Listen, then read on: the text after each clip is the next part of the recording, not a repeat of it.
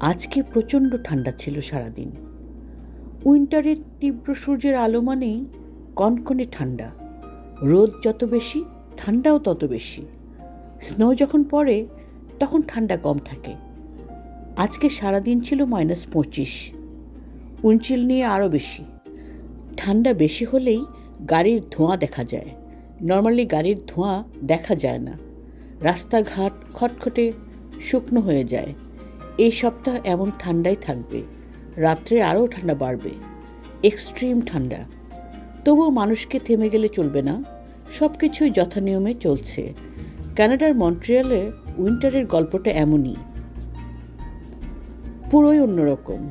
এমন প্রচণ্ড ঠান্ডায় পানি ছুঁড়ে মারলেই বরফ হয়ে যাবে। এর মাঝে স্কুল, কলেজ, দোকানপাট, কাজকর্ম চলছে যথানিয়মে। অপ্রত্যাশিত দুর্যোগ না এলে মন্ট্রিয়ালবাসীদের জন্য এমন ওয়েদার স্বাভাবিক। সবাই এ ধরনের সিচুয়েশনের জন্য সবসময় প্রস্তুত থাকে। এখানে -50°C চলার মতো ব্যবস্থা আছে। কিছু প্রিকশন তো নিতেই হয়। ঠান্ডার ধরনটাও অন্যরকম, হাড়ের ভেতরে গিয়ে লাগে।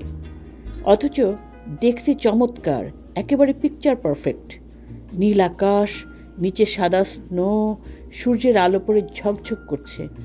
এমন ঠান্ডায় যারা কখনো পড়ে নাই তারা কল্পনাও করতে পারবে না, অনুভব করা তো দূরের কথা। এভাবেই জানুয়ারি এবং ফেব্রুয়ারি মাস কেটে যায়। মানুষ অপেক্ষা করে সামারের, অপেক্ষাতেই কেটে যায় সময়।